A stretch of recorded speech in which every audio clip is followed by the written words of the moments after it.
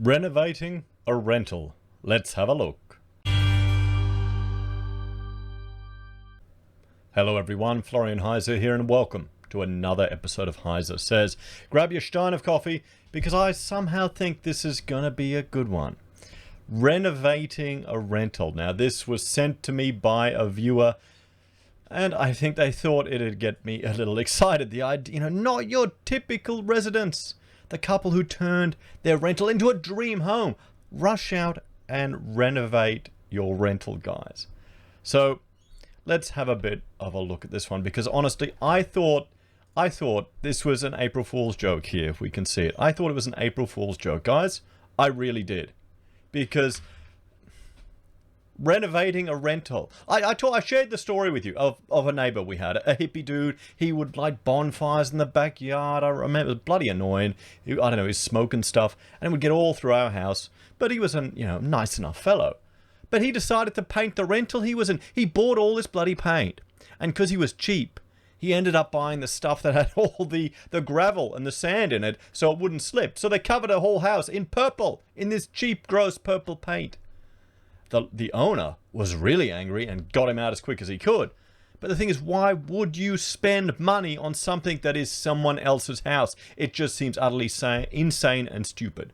Is this the common thing now? This is what's happening here? Because this isn't an April Fool's joke. I thought it was. I don't know. I mean, are people just so generous they want to help out their landlords? Am I too selfish, guys? Am I thinking, no, stuff it, it's your place, you do it up. That's part of the deal. That's why you rent, is to avoid the burden of having to pay to fix up a place, to replace your gutters, to paint stuff, to mow. Oh, well, you got to mow the lawn still when you rent it, but you know what I mean. Repair everything. That's the point of renting. You don't have that money anchor that is dragging you down. I know, guys. I know the real estate guys on YouTube will tell you property's fantastic. It'll go to the moon. It'll always be exciting and brilliant. But, they tend to omit a few little details. That it costs a lot of money to maintain these things. Sometimes you don't make money on property. Sometimes you get tenants from hell. Not tenants that want to do up your property for you. So there's a bit of deception in this article, and we'll have a look at it. Let me know in the comments while I have a bit of coffee if you can guess what it is. So let's look at this. Not your typical renters. The couple who turned a rental into their dream home. Dinah Broadhurst and her partner, Mike Shepard, aren't your typical renters. Well, here's the thing. Don't people take last names anymore? Maybe this is just a bugbear of mine. Maybe I'm just old-fashioned, turning into boomer, but it was a condition of getting married. That's how you filter out all the crazy women. Right there, lads, young lads, there you go. There's a test. That's a red flag. Okay? Hyphenation, yellow flag. And that's way off topic, like usual. When they moved into their new home 2 years ago as tenants, the artist and her partner, who's in the building industry, of course, chose to invest their time and money into the property. Creating their dream space was the brief for this stunning passion project, rental or otherwise. Okay? Create your dream space. Even if you rent it, guys, you want your dream space. You want it. You need your dream space. We did everything ourselves. It took just under 2 weeks of around-the-clock hard work, but I was so proud of the result. She said, okay, well, 2 weeks interior decorating. That's what we're getting here. 2 weeks of interior decorating. Pretty much. Set on Sydney Harbour with sweeping views and tiered gardens, the rustic 5-bedroom, 3-bathroom, 2-story Vaucluse property was turned into a spectacular home and workspace for Dina, her partner Max, son Leo, and French bulldog Rio. Okay? Look, I mean, these are all like stage shots that they're getting here. That fortnight renovating. I'm taking days just demolishing things, guys. It took me 2 days just to take parts of the roof off safely. And it's been raining, so I've got, I took the sledgehammer to some stairs. Now I've got to reuse it all. Anyway, a fortnight of renovating, okay? Fortnight. It's tough. Was spent ripping out old Laminex and lino floors. Well, I hope that you checked for asbestos. In the kitchen, removing original carpets to uncover beautiful floorboards throughout. They sprayed the kitchen cupboards inside and out to refresh them using a matte black tone. While everything else, the ceilings, doors, windows and walls, was spray painted in pure white. The inside, although freshened up, still has the rustic vibe with peeling off edges of wallpaper and original chandeliers. See, this is the thing. You've got... We'll see some of this in other photos. You know, this whole rustic vibe of peeling off paint and looking really good. We could do that in our place because we had peeling off paint. So we got some really cool, funky, like beautiful Instagram shots, you know, the kids playing, and it just looked fantastic. You know, Rachel did it a few times on an Instagram channel. But, you know, when you're there in reality, it's paint stripping off. You want to strip it off. It's annoying. Adding that they left weather and field on the property exterior since we absolutely loved it. So they left the property weathered. This is the patina that a property gets with time. It wears away. It's nice until you pull off the weathered part of the building, and you realize you've got dry rot or other maintenance issues there. You know, the paint is there to protect it. It's not there to look... Well, it's there to look beautiful too, but it's also there to increase the longevity of your property. It's kind of a maintenance issue. Maybe that's, you know, I'm thinking too much. Well, I don't know. Architects, they're airy-fairy too, aren't they? I'm doing it wrong, guys. I've done too much industrial and commercial work. That's why. You know, we think we're getting most of the steel in our place. We're going to spec galvanized, and I'll only have 2 pieces that I'll paint. I'll show up. Everything else, just boom, coat it. I don't care what it looks like. I'm not going to see it. So, while the gardens require huge, constant maintenance, Broadhurst says they are so magical it's totally worth it. But the most tedious job was hammering every protruding nail into the floorboards, she said. It took at least 3 days of bending over on our hands and knees and was so intense. I'll just let the tradies in the comments there talk about that. I mean, I guess it'd be annoying, you know. She was looking for a home, but also a space to be creative and work at a large scale across various projects at once, which helped explain the property's name. Here we go. Here's the kicker to this all. It's not about dream tenants coming and renovating your property, guys. Quick, jump on the FOMO bandwagon, buy the property now. It's called Casa Studio. It's a business, guys. You know? So, hubby's in the building game. She's a designer. This is a studio. It's all part of the business. What do you reckon? It's all you know, every single thing written off. Or get a good accountant. Well, we have to use it. It's for marketing photos. It's the studio. We work there. Claim a portion of it.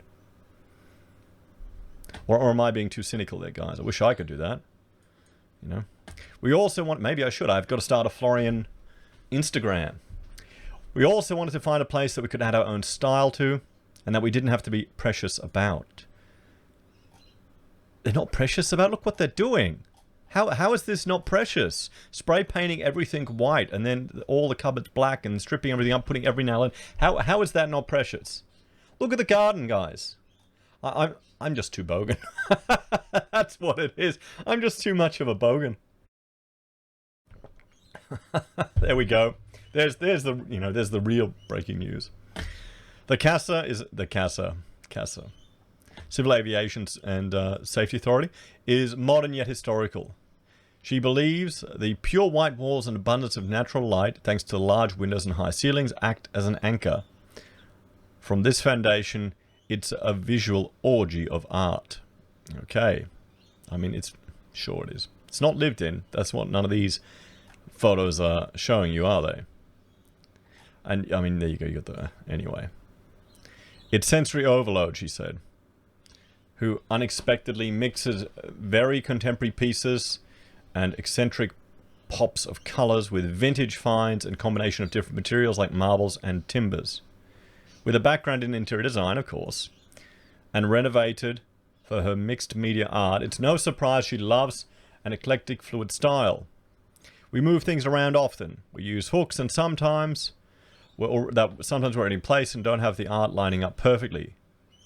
And all the ideas of not being perfect and not structured is what I love about our art and the way we display it, she said. Okay, cool. I wonder how much input hubby's having in this, in the interiors. What do you reckon, guys? Do you think he's allowed to have any input? I mean, look at this. What, you know, the brush for me is more than a tool, okay? When it comes to displaying your own home, your own art at home, she recommends buying what you fall in love with, something that evokes an emotion inside you and makes you feel. That's precisely what she did with her favorite piece, a photograph by Dobble and Strong that sits above the lounge. I love... Is that what she bought? No, that can't be it. I love the blue icy tone of the photo and how dramatic it is. Where's the lounge? Where's the lounge? Can we see it?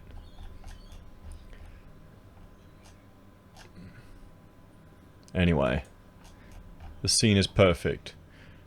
They've arrived at their vision for Casa Studio, but it keeps expanding. We're constantly rotating and changing walls, adding color, replacing artwork, creating new spaces, and showcasing new furniture pieces we've found from emerging creators. Oh, both local and international. So the space is one big hub of creativity and impermanence, always evolving and constantly stimulating. Oh boy, this just takes this... I've had to put up with this type of language and rhetoric with people in the industry for a long time, and it's just really frustrating dealing with people like that. It certainly is an element of wank. I mean, this is a house that they've done up as a studio. That's what they're doing. They're showing it off. We'll show her Instagram feed here, guys. This isn't about tenants coming in and renovating property because they're nice. It's about people running a business from home. This is what it is. This is simply just people running a business from home, and good on them for doing it. As for her advice for anyone with grand dreams about their rental, she says look at it as an investment, especially if it's multi-purpose. No, it's not an investment. You're running a business, a very unique business from here. And we will see that in an instant. You know what? We will jump and see it. Hang on. We'll go to it right now, guys. Okay? Renovating the rental. And it's because she's an Instagram star, guys. There you go. Here's her Instagram. And we'll bring up the whole thing. You can see it is all it's the Instagram, everyone. Okay? That's what this is about. It's about the Instagram. It's about the business. I wouldn't be suggesting you doing up a property that you're renting that's not going to be used primarily for your business as a showpiece. It's a 5-bedroom house, there are 3 of them. This is not, they're living in it, but it's a business. I wouldn't be saying, do up your bodgy rental as an investment. The landlord isn't going to remember you. They're not going to care. If you, maybe a good one if you were nice, and that will give you a discount, or will say, okay, you do that repair work, I'll take that off the rent. But come on. How many of them are just going to go, thank you very much? Yeah, okay, you did that work. Fantastic. Okay, oh, by the way, your rent's going up $50 a week. It's the market. Sorry. Business. Okay? Come on. Interior designers, guys. I shouldn't be angry at them. Interior designers, funny story, is why I got into YouTube in the first place. When I first started my other YouTube channel where I was doing tutorials on how to use ArchiCAD and software, it was because I was teaching students at university, and a lot of them were interior designers, how to use CAD software. And they just couldn't get it. They couldn't understand how to use computers. So I got so damn annoyed that I started recording myself at home, putting it up on the internet so they could watch it. That's what I was doing. So there you go. There's my first links to interior designers. And I'll be brutally honest, I get Rachel. She does all the interior design for our business. I'm more interested in the externals. Anyway. I had to look at it as a business investment. So you can write it off. That's the point. That was going to become a showpiece for my artwork, much like, say, holding a fashion show for a clothing brand. It was a business expense that was given priority because this project was very close to my heart. It's a business expense. She was writing it off, guys. That's the game. That's how you do it. Okay? So, I mean, that's what we have here, everyone. We have an Instagram star that is a business owner, guys. Okay? The Instagram star, that is a business owner. So what's the solution to this? What are the takeaways? Well, don't fall for the Instagram life, guys. You see all these photos? It's a rented house. It's a rented house. They don't own it. They're renting it. There you go. Kind of takes the shine off it a bit, doesn't it? What about all those rich YouTubers, you know, that are in the front of their car and their Lamborghinis and say, read these books and buy my course? It's how much of it is rented? You know, the real money, the meta, is making the money on the course, teaching people how to make money. That's the meta game. Only renovate a property you rent if it's a business, guys. That honestly, that's insane. Don't consider renovating a house that you're living in an investment. That is the stupidest advice you can take. Okay, don't take advice about investing from anyone. But I mean, I'm an architect. I tell you not to take advice from architects. Don't take advice from interior designers. And I mean, get a smart accountant, guys. Seriously, it's a business expense. So there we have it, everyone. Thank you for joining me for this episode. Please like, share, and subscribe to the channel. What do you think about that one? You know, should we all expect people to renovate their rentals? Let us know in the comments below.